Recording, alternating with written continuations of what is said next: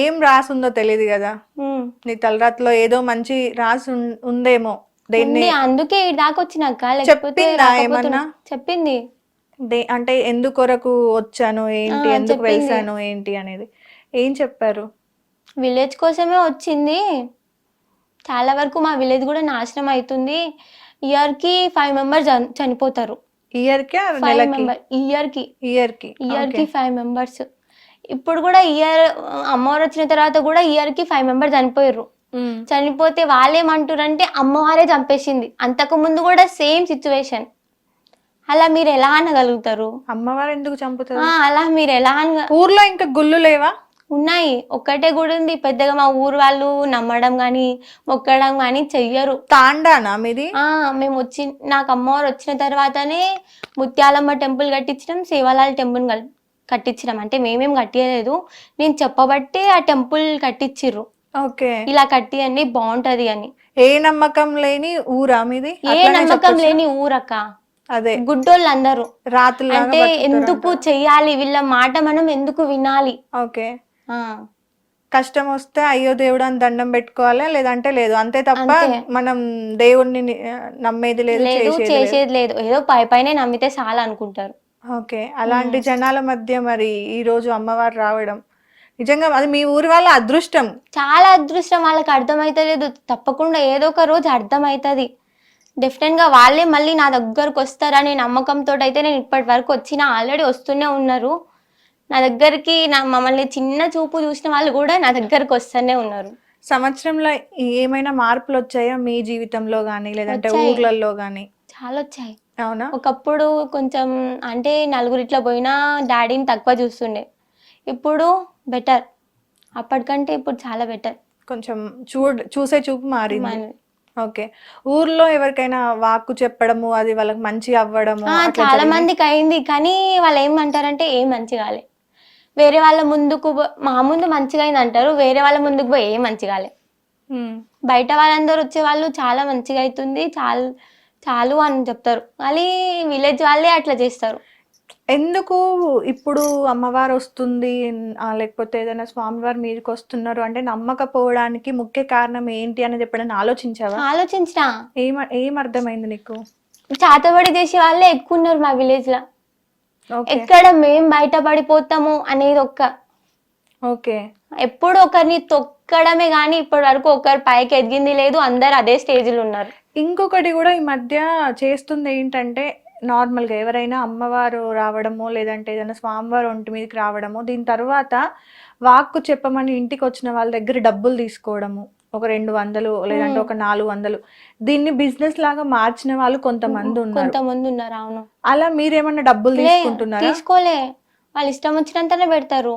Okay, అంటే పెట్టాలి అని ఏమైనా రూల్ ఉందా? పెట్టాలి అని ఏం రూల్ లేదనుకుంటా మేబీ, కానీ ఒక సాంప్రదాయం అని అంటారు ముందు. నార్మల్ గా మేము ఇది చాలా వరకు చూసాము. మేము ఇప్పుడు పర్సనల్ గా ఎక్కడికన్నా ఏదన్నా అడగడానికి వెళ్ళినా కూడా కంపల్సరీ ఒక 200 లేదా ఒక 300. ఇప్పుడు అమ్మవారు వస్తుంది అని తెలిసినప్పుడు అయితే వాళ్ళకి తోచినంత గాజులో లేదంటే చీరో సారో ఏదో ఒకటి తీసుకొని వస్తే అది వేరు, కానీ డబ్బులే ఎందుకు తీసుకుంటారు?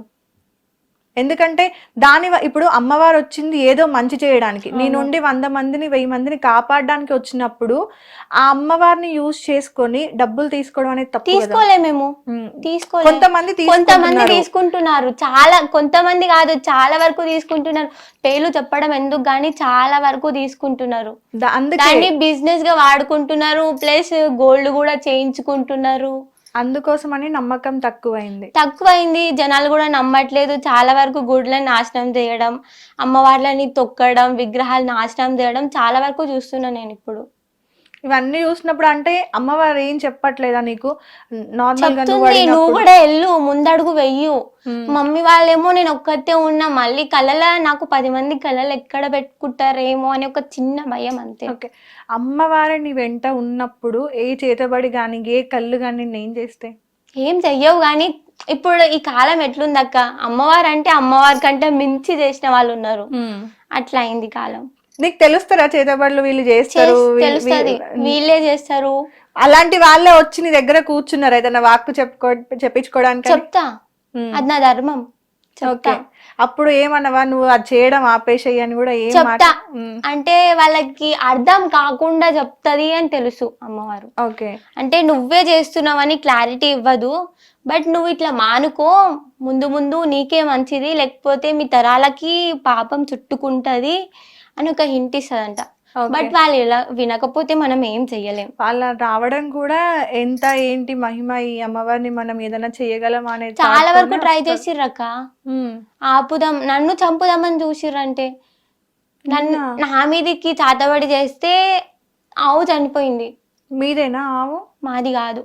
ఓకే. ఇలా ఎవరైతే చేస్తున్నారో, ఎవరికైతే కడుపులో ద్వేషం పగ అవన్నీ ఉంటాయో వాళ్ళది అనుకో, ఇక పేర్లు చెప్పడం ఎందుకు గాని. ఓకే. వాళ్ళ ఇంట్లోనే అది రివర్స్ అయిపోయి చనిపోయింది. ఎంత దారుణం ఇది నిజంగా. అంటే చాలా దారుణం అక్క. నువ్వు మా విలేజ్ ని చూస్తే ఒక్క రోజు కాదు, కనీసం ఒక్క సెకండ్ ఉండలేవు. అరే ఏందిరా ఇట్లున్నారు ఈ విలేజ్ వాళ్ళు, మరి ఘోరంగా అనుకుంటావు. రాతి మనుషుల? రాతి మనుషులు గారు, రాళ్ళు.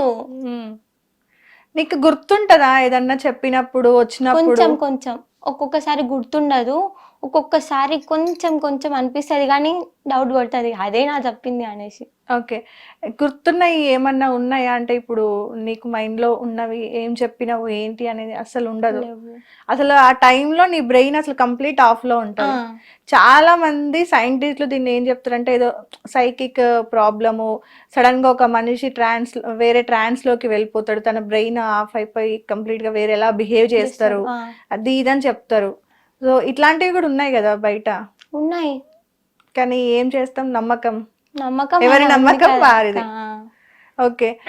సిమ్టమ్స్ ఎలా అనిపిస్తుంది నీకు అమ్మవారు వస్తుంది అన్నప్పుడు? ఏదో శక్తి వస్తున్నట్టు, ఆవహిస్తూ లోపలికి వస్తున్నట్టు అనిపిస్తుంది. ఓకే. నీ లోపలికి ఇంకెవరెవరో వస్తున్నట్టు, బరువు అవుతుంది. ఓకే. ఎప్పుడన్నా మిడ్ నైట్స్ ఇట్లా అనిపించిందా నీకు? నార్మల్ గా హెయిర్ అంతా ఇట్లా లీవ్ చేసుకొని బాగా రెడీ అయిపోయి అనిపించింది. నేను చేస్తా కూడా. ఓకే. మమ్మీ వాళ్ళు పడుకున్న తర్వాత చేస్తా కూడా. ఓకే. ఒక్కదానివే. అప్పుడు నీకు తెలుస్తుందా నువ్వు ఏం చేస్తున్నావు? తెలుస్తుంది కొంచెం కొంచెం. ఓకే. కానీ కంట్రోల్ చేసుకోవాలనుకున్నా కంట్రోల్ కాదు. అరే కావాలి, ఎందుకు అవ్వద్దు అనిపిస్తుంది. ఇవన్నీ ఎందుకు అడుగుతున్నా అంటే మా అమ్మమ్మకి శివయ్య వస్తారనమాట. ఓకే. అందుకోసమని కొంచెం మేము అందులోనే పుట్టి పెరిగాం కదా, తెలుసు.